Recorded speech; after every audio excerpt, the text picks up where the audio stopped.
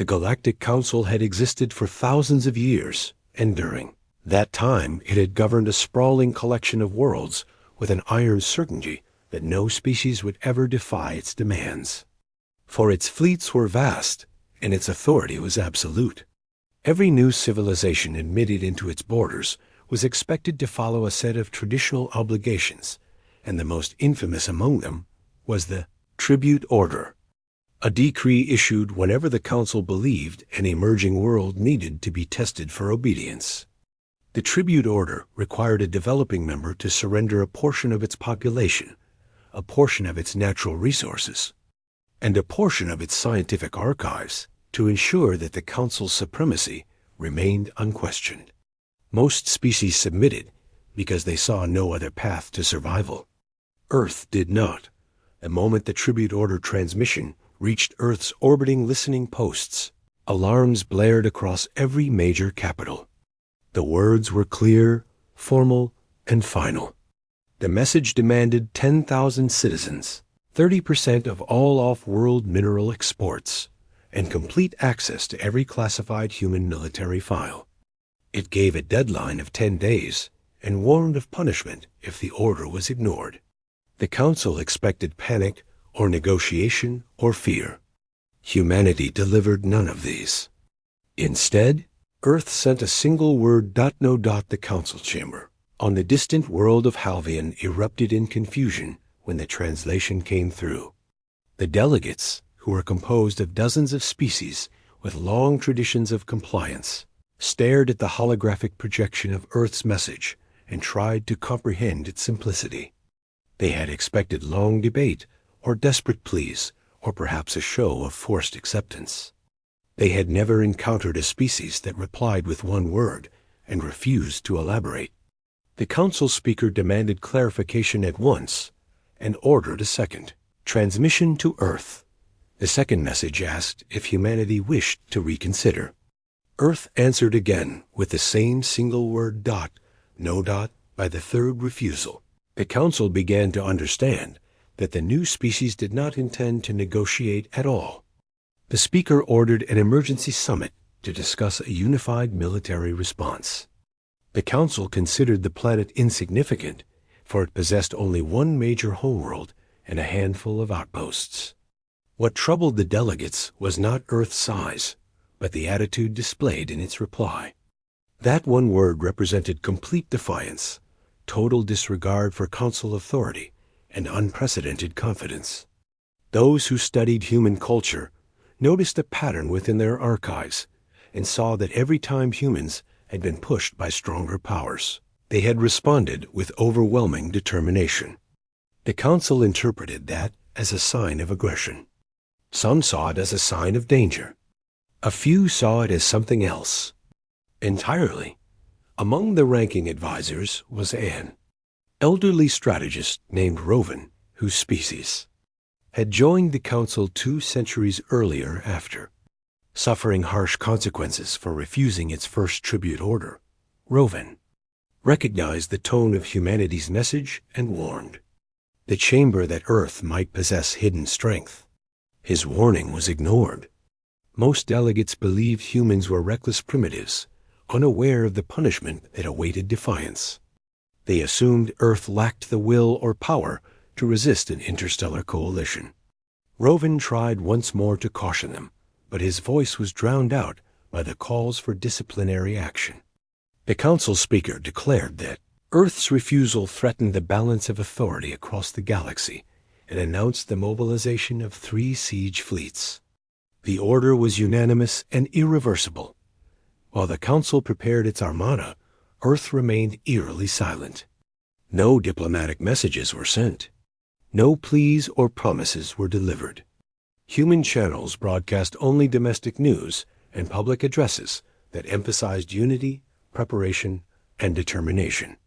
In underground command centers, military leaders began coordinated planning for a defense operation the likes of which humanity had never faced before.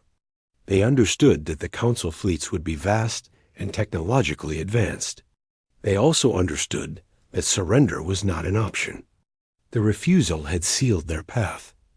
Earth's response was not driven by arrogance or pride, but by conviction.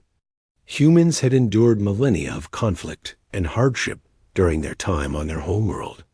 They had learned to adapt, innovate, and push beyond limits that other species considered impossible.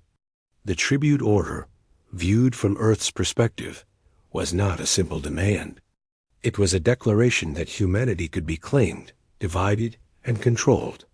No society with Earth's history was ever going to accept that. Earth prepared for the inevitable confrontation with a level of unity rarely achieved in its past. In hidden research facilities. Engineers completed the final adjustments on a generation of experimental vessels designed for rapid acceleration and extreme maneuverability. These ships were smaller than Council, cruisers but far faster, and equipped with tactical systems optimized for unpredictable combat patterns.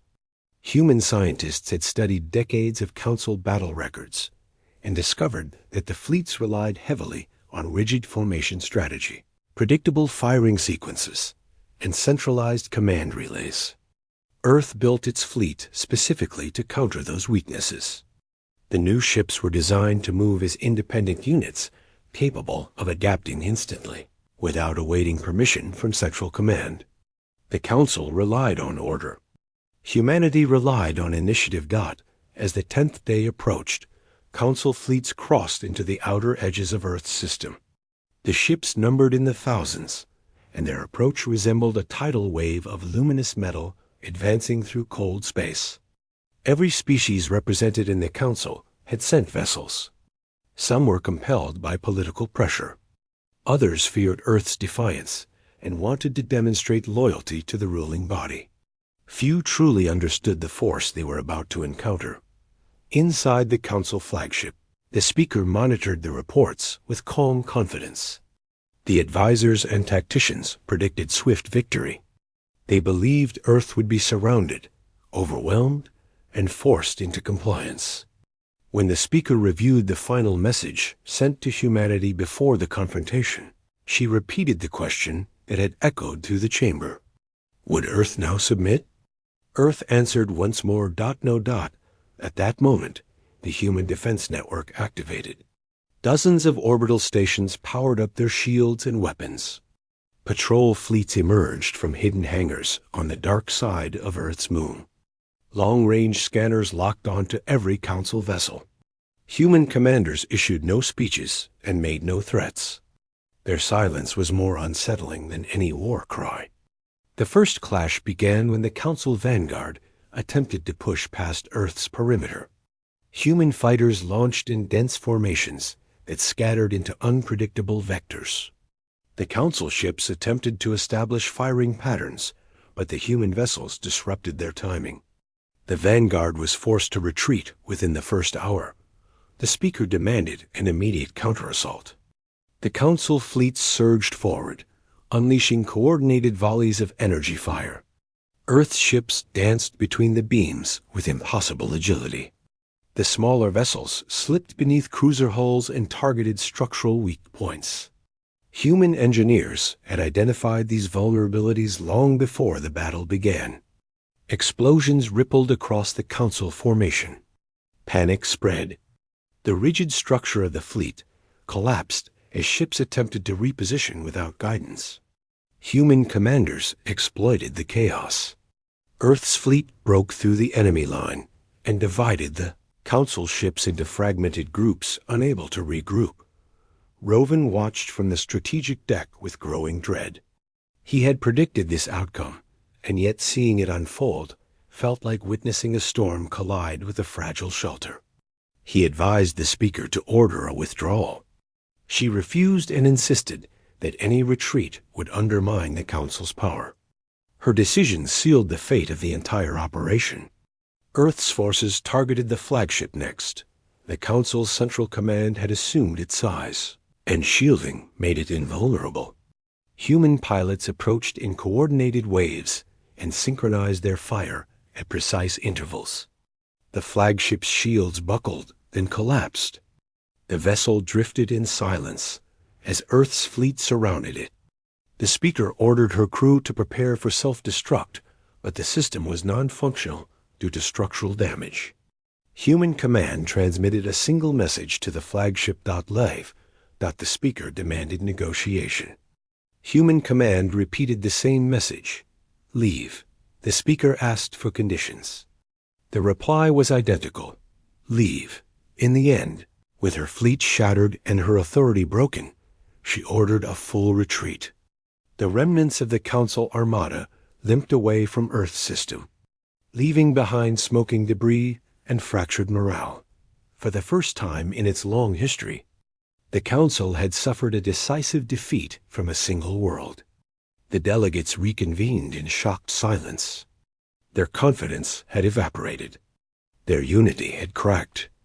Arguments erupted as each species blamed another. Rovan stood in the chamber and addressed the speaker directly. He told her that humanity had not acted out of hatred but principle. They would not be ruled by fear. They would not surrender their people. They would not bow to threats. The Council had misjudged humanity by assuming it valued survival more than dignity. Rovan argued that humanity valued both equally. In the aftermath of the battle, Earth transmitted a final statement to the Council. The message contained no threats, demands, or ambitions. It simply declared that humanity would never submit to tribute, dominance, or exploitation. Earth stated its intentio.